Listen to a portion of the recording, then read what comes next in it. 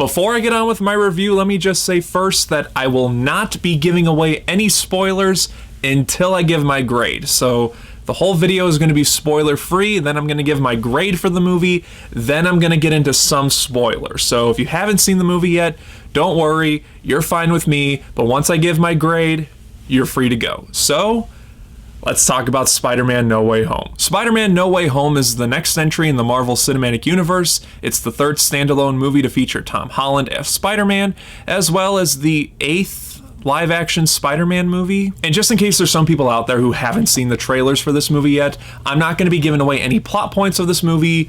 Just know that it's another Spider-Man movie. That should be all you need to know to get butts in the seats. It's no secret that I am a huge Spider-Man fan. I've been a Spider-Man fan my entire life, as far as I can remember. I grew up with the Tobey Maguire trilogy.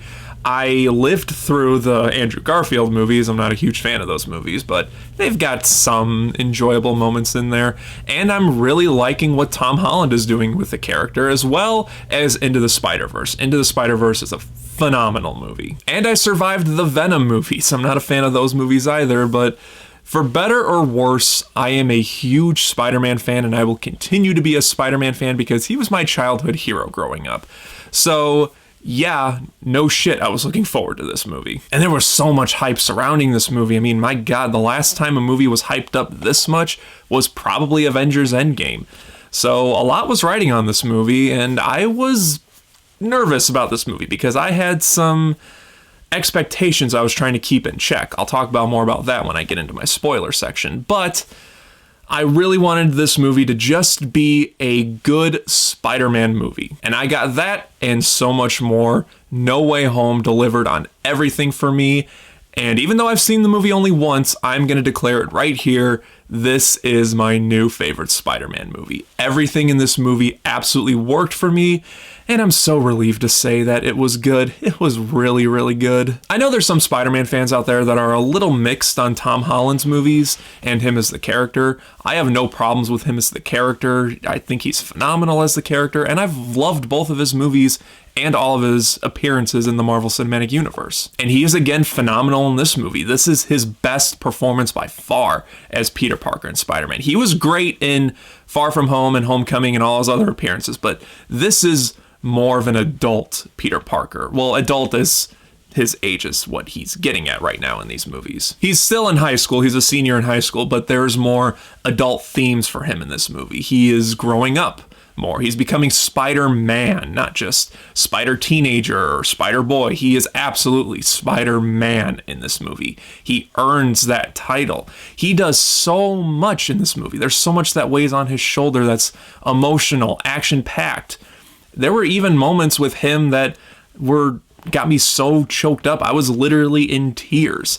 That's how well he sells his performance, and I'm so glad he's doing another trilogy. I was worried about him because he said, I don't know if I still want to do Spider-Man, but then the news came out, they signed him up for another trilogy, and I was like, oh, thank God. I like him as the character. I don't want to see him go away anytime soon. Performance-wise, everyone else is great in this movie too. Marvel does a very good job, for the most part, with their actors. Let's talk about the villains in this movie, because this movie is packed full of Spider-Man villains. As we saw in the trailers, Dr. Otto Octavius, the Sandman, the Green Goblin, Electro, the Lizard, they're all in this movie, and they gave amazing performances as these characters. It was so cool to see all these guys back as their original villains from their previous movies, especially Otto Octavius and Green Goblin. They were two of my favorite Spider-Man villains from previous movies, and they did such a great job in this movie. I was a little concerned. I was like, these guys are a little bit older. I don't know how believable they'll be in these roles. I didn't know how much action they were going to be in, but they're in the movie for quite a bit of it, and they do quite a bit of action too, especially Willem Dafoe. I read that he wanted to do all of his own stunts, and Marvel agreed to it. And you can tell when he's doing his action and he's fighting, that's Willem Dafoe. That is no stunt double. So hats off to you, Willem Dafoe. You are very dedicated to this character. Speaking of the action, it's well filmed, just like Marvel does. They're very good with filming their action. Nothing shaky. You could tell what's happening. It was all handled. Like I said, this movie everything just worked for me. So much so that my issues for this movie they're just so tiny and so nitpicky. Like, the only issues I can really pinpoint is there are a couple of moments here and there where I just said to myself, okay, that line of dialogue doesn't make sense, or what they did there doesn't really make all that sense, but in the grand scheme of this movie, it's like, it doesn't matter. It's definitely one of those movies where even if you were to pinpoint some other negatives that probably I didn't see, the grand scheme of things is so good and so well made that it just doesn't matter at the end of the movie. I had a great time with this movie, and I don't care about those little moments that didn't make sense. The rest of the movie, everything else, was top-notch and very emotional too. This is probably one of the most emotional Spider-Man movies we've ever gotten. Like I said earlier, there were moments where I was just in full tear mode. There was one moment that I'm not going to talk about just yet. I'll talk about a little bit more in my spoiler section, where I had trouble holding my tears back. It was such an emotional moment. The camera work, the acting it got me so swept up that I just couldn't hold my tears back anymore, and I just let loose. So yeah, this is probably the most emotional Spider-Man movie we've ever gotten, at least from what I can think of right now. So overall, in the end, guys, No Way Home delivered on every aspect for me. If you are a huge Spider-Man fan, or even a casual Spider-Man fan, there is something in this movie for you. I should see there's no problem pleasing all kinds of Spider-Man fans. I love this movie so much, and it is an absolute day one, yes please, Blu-ray purchase for me. Can't really quite give it Oscar worthy, because even though I love this movie so much, I don't really see it as an Oscar worthy movie, but man, it is damn close to Oscar worthy for me. It's just, like I said, I don't quite see it as an Oscar worthy movie, but day one Blu-ray purchase, yes. Okay, so that's it for my no spoilers section of this video, but now we are going to be entering major spoiler territory. So if you have not seen Spider-Man No Way Home yet, then go away. Bye-bye. You don't have to watch the rest of this video. If you have seen the film, or you just really don't care if you get spoiled by this movie, then feel free to stick around. So let's get into a little bit of spoiler talk, but first let me adjust something real quick.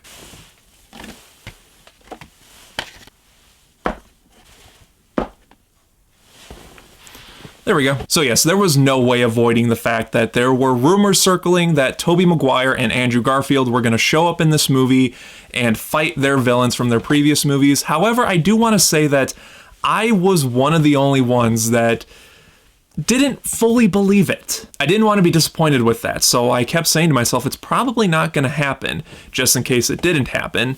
And there was a part of me that genuinely just didn't fully believe it yet. I was going to wait until I saw the movie to believe it. And I said to myself, I will admit on camera if I was wrong or not. So when they did show up in the movie, I said, okay, I was wrong. I will admit I was wrong. I was wrong to doubt myself and to doubt the filmmakers and the movies for actually doing that. I am doing it on camera right now. I was wrong. Andrew Garfield and Tobey Maguire did show up as their Peter Parkers in this movie, and I loved it. The way they introduced both of them in this movie I thought was so good. It was so well handled. It wasn't cheesy. It wasn't overly dramatic or drawn. It was filmed and handled so perfectly. And their interactions with Tom Holland as Peter was very good. They had really good chemistry, all three of them together. I wouldn't mind seeing a solo movie of these three guys as Spider-Man fighting crime in New York City. That's not going to happen, at least I don't think that's going to happen, but if it does happen, that would be really cool to see. And I liked seeing them interact with their previous villains from their previous movies. It was, again, all well handled. This movie, just everything was just so well handled.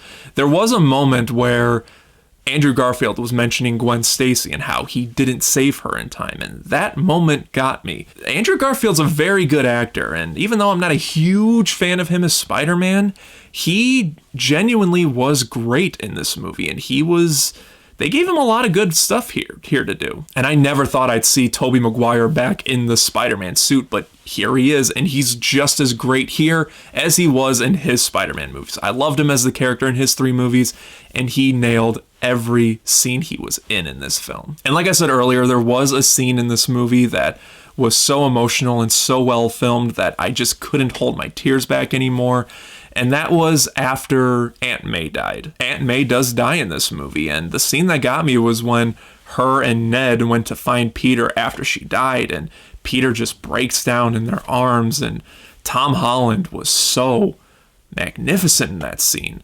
Just a simple scene of the three of them just hugging and Tom Holland just breaking down into tears was so believable.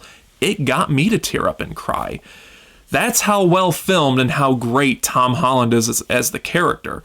I can ball up and get choked up and cry over a character from a movie that has nothing to do with me. I knew there was going to be at least one major character to die in this movie, and I was honestly expecting MJ, considering there was that scene in the trailer where MJ was falling off the tower, and then Tom Holland jumped after her, and there was that scene where their hands were about to reach, and they were teasing the Gwen Stacy death in the comics like they also did in Amazing Spider-Man 2, so I really thought that she was going to be the one to die in this movie, but surprisingly, in a very good moment. I kind of figured that if Andrew Garfield and Tobey Maguire did show up in this movie, that they were going to do this scene the way they did it, and they did. Andrew Garfield actually saved MJ, and that was kind of like a moment where it's like he couldn't save his love of his life, but he saved this Peter's love of his life in the same situation. So it's a nice mirror back and forth between Amazing Spider-Man 2 and this movie. I honestly couldn't be any happier with this movie, and I am so glad I was proven wrong with Andrew Garfield and Tobey Maguire. Again, everything worked for me in this movie. This is a damn good Spider-Man movie, and it's my new personal favorite. I'm just gonna declare that right now. I genuinely love this movie, and I can't wait to pick it up on Blu-ray. So that is my review for Spider-Man No Way Home. Just like always, guys, let me know your thoughts and opinions on this movie down in the comment section. And just like always, guys, thank you again as always for watching. If you enjoyed this video, then don't forget to like and share it. Subscribe right here if you haven't already. And until next time, guys, take care.